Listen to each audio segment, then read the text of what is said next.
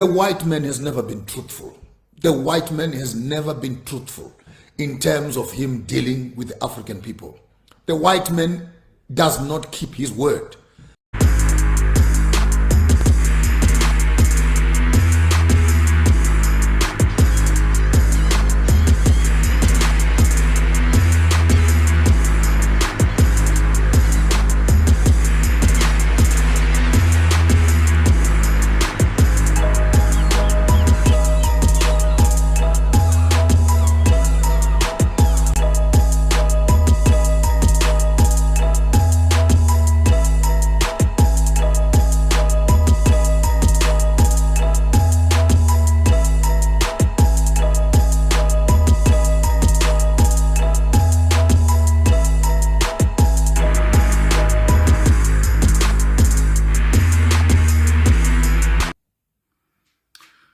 Hey guys, well, welcome back to the channel. So today we're going to talk about Joshua Maponga, his opinion about how we can help and contribute to this for development of Africa, and what we need, you know what I'm saying, to plug in with the system. Actually, we need to change that system that we have in Africa, and how we supposed to be selfish so we can be able to provide great things for our citizens in Africa. In my opinion, before we watch the video, the most important thing in Africa that we need to change is the mentality. You know what I'm saying? We need to change that first. Before even we get rid of the border and everything, we need to change mentality. So the moment we change our mentality, the way we see each other, you know, we need to start supporting each other. You know what I'm saying? That's the main thing, supporting each other. That's the way to go.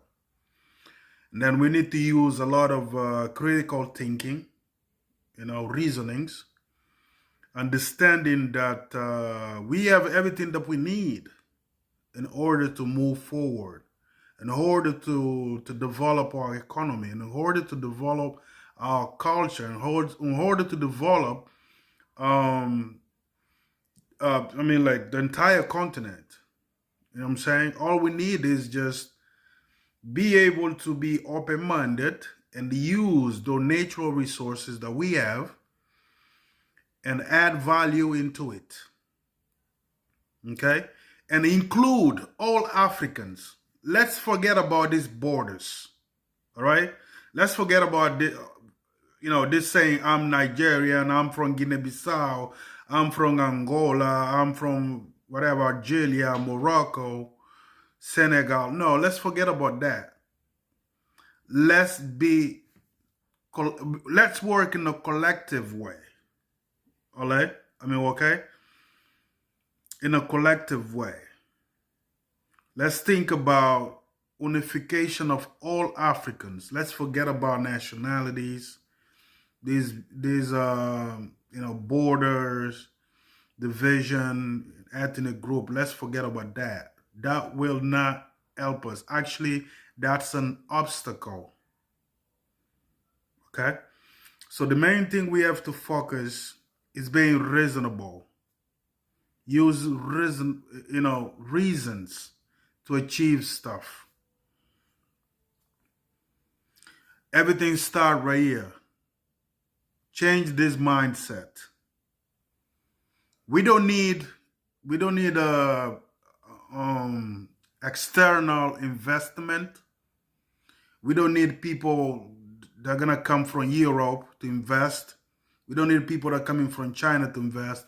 Ourselves, as Africans, we can use the resources we have to invest and make a change and develop Africa, make Africa the best, continent in the world. That's what China did 40 years ago. They changed their way of thinking. China was very poor. But they believe them in themselves and that they educate themselves, they focus and they unite themselves. In China, there's so many different ethnic groups, but they finally come together, they united, and then they create this giant economy they have today. Africa can do the same. We need to stop being selfish, because selfishness not gonna take us anywhere.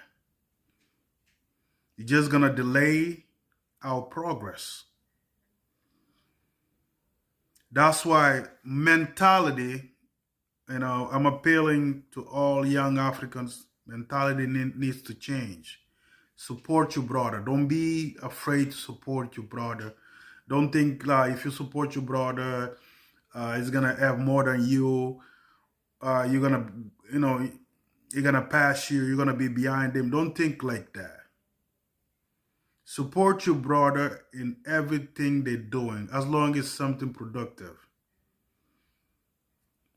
Have the mindset of unity amongst you Africans, brother. These borders doesn't matter, all right? But let's watch Joshua Maponga. I agree with stuff he have to say. And Africa needs to stop with taking these loans. There's AIDS. They said AIDS, but it's not even AIDS. It's like loan. They give to you like probably 2 billions, and they take 12 billions. You know what I'm saying? So yeah, let's listen to Joshua Maponga, and I want to hear you guys' opinion, down there in the comment section. I want to hear what you think about what Joshua Maponga have to say. All right? The white man has never been truthful. The white man has never been truthful in terms of him dealing with the African people. The white man does not keep his word. The white man is not honest. He promises one thing and he does another. They are not people of their words. You cannot trust a white man with anything. You can trust him with anything. He says, I will do this, he does that. He says, I will come there, he goes there. He says, I will not do this. That's exactly what he's going to do. And we're looking around as Africans and thinking that our saviors are going to be coming from the West. They are not coming. We better start thinking of what I call African monopoly business. How do we monopolize our businesses as Africans?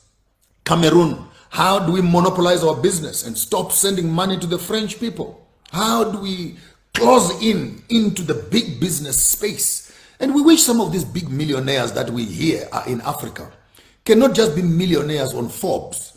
We want them to be millionaires in their local countries. Be a millionaire in your local country, then buy the big business, then allow the smaller businesses to plug into you. That's how we're going to develop this continent and develop our countries. And if Trump says America comes first, we also need to come up with a big statement that says Africa comes first, Africans come first. Our investments will prioritize Africans. Our procurement will prioritize Africans. Our insurance will prioritize Africans. Our construction will prioritize Africans. Our fuel supply will prioritize Africans. Our medicine will prioritize Africans. And we begin to do business with Africa, with Africans, and with other Africans around us. So we need to become selfish in the last of it. Selfish in that we hold our own economy within our hands. We share it amongst ourselves. For what it is worth, we must actually put a big law in other countries, particularly in African countries, that externalization of money must be illegal, except for buying equipment and etc. and stuff that will recapacitate and improve the country. Because some people come into African countries, fellow Africans, they make the money.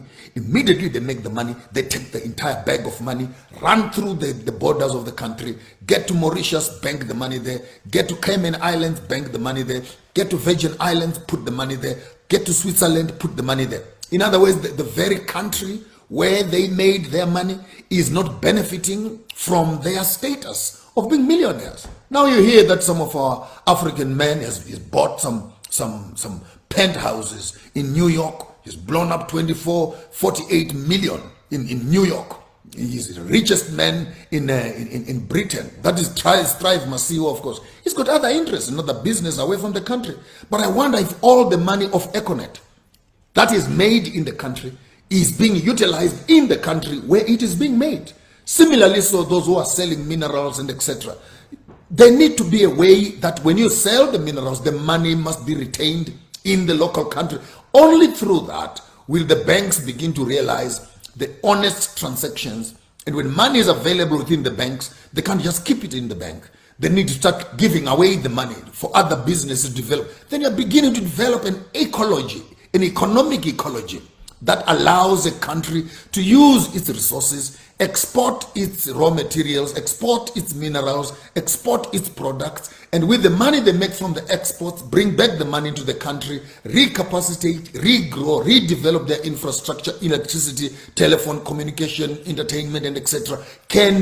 Development needs to come from within. It needs to come from within, because donor money is not developmental money. When donor money comes to your country, it comes with an expectation of how you must spend the money. It comes with the people who must spend the money. And after they've given you that money, you owe them for the money for paying themselves. In other words, if America can say, we are coming there to build up a road for you, they're not going to be building a road for you. They give you the money to build the road, but they don't give you the cash. They give you the credit note. They will bring their engineers.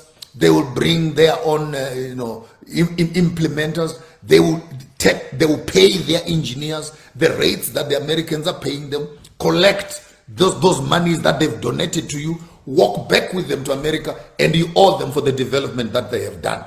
We have seen this with the Chinese, for example. We have seen this with Americans. When a Chinaman says, I'm coming to your country to invest, he don't just come and bring the money. He brings the money, brings his manpower, in some certain cases, even machineries and everything else. And some of those manuals for your own building are written in Chinese. You can't even read them. And you call that development.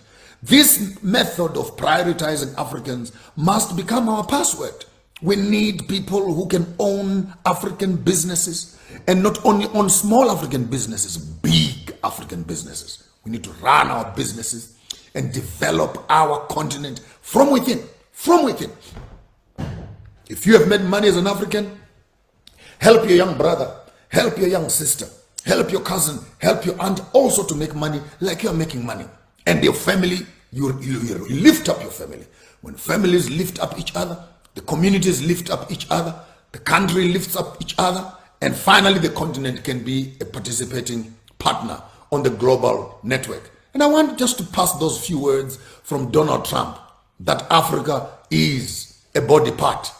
And we say, if that is true, and then America comes first, with the same words, we need young African politicians who will begin to think in the same line, that Africa comes first and must come first in everything, must come first in everything that we are doing. That is what I call preferential procurement, biased economy, which promotes and is deliberately looking at Africans becoming first. Yes, not only a military way of fighting the colonialists who are now in black skins, but fight them politically, fight them entertainment, fight them in pharmaceuticals, fight them economically, fight them from insurance, fight them from education. You need to strategize, and even religiously so. So you need to strategize and see how best do we go across this monster that is settled on our continent, and how do we dismantle the colonial system. In some certain cases, we don't need to chase away the insurance companies. We don't need to chase away the steel manufacturers. We don't need to chase away these multinational businesses. We simply need to build parallel businesses, and then our governments must start moving their business towards the Africans. That's all it takes. And slowly you'll begin to see that when the government begins to put its money in African businesses, those colonial businesses that have been monopolizing the space over a long period of time will collapse. Ultimately, the dog that is being fed will always be more powerful than the dog that is hungry. So create for yourselves as Africans parallel businesses. Parallel businesses. bread manufacturing, milk production, tobacco sales, and etc. Fashion lines. We can't be buying Gucci's and buying, all these things at this particular time. Stolen brands from African designs. You look at this design here. If someone can pick it up right now in America, in France, they may come up with another brand of clothing, and they decide to call it whatever they want to call it. To us, this is natural. To them, it's IP. And once it is stolen and it is in their hands, it is difficult for you to run those businesses. And so it's basically plagiarizing of brand and IP, because Africa is rich in IP, which is unregistered. All these brands and logos that you see, which are our cultural emblems, are not registered. So those that have mastered the IP space walk into these spaces, steal these brands, steal these logos, steal these designs, and own them for themselves. Africa, for Africans, we need to prioritize our own African people, own our economic space, own our businesses, be biased in terms of government. When you see a small African business, I'm not saying move everything at the same time, give them an opportunity, give them something to run. We may need to start learning how to do reverse engineering. How do we manufacture our tractors locally? How do we manufacture our pivots for irrigation locally? How do we manufacture our bags, our straws, our toothpicks, our toothbrushes, and etc. locally? We do that reverse engineering. Everything that your country is consuming in bulk can be made locally. If our universities and technical colleges can put their minds together and begin to understand how to build an economy, we don't need to be wasting time teaching students lots of formulas. They would rather be in the desk learning how to do reverse engineering, so that you graduate with a machine, piece of equipment that you will have built for yourself. So those in agriculture, show us what can you build. Those of you in road construction, show us what can you build. Those of you are in mining, show us. So the universities become an enabling factor into unlocking innovation of reverse engineering, and we can populate our space with our own equipment. And I thought school was all about that until I'm grown up now to discover schools are a waste of time. A waste of time. 7 years primary school, 4 years high school, 2 years Form 6, Form 7, another 4 years basic degree, 2 years honors and masters, 3 years doctorate, 25 years wasted. And by the time you finish all these studies, you have produced nothing. You have a pile of papers that are hanging on the wall. Lord help me if you still make it alive. Many have died when they're still trying to achieve these qualifications. And you graduate with pieces of paper. Who has ever left an inheritance of pieces of paper? It's an inheritance for their children. Then you find that it's a waste of time. Reverse engineering is another way in which we can actually begin to develop local products without necessarily compromising on quality. Because that's where all these bodies we have in the country that are responsible for quality management come into space.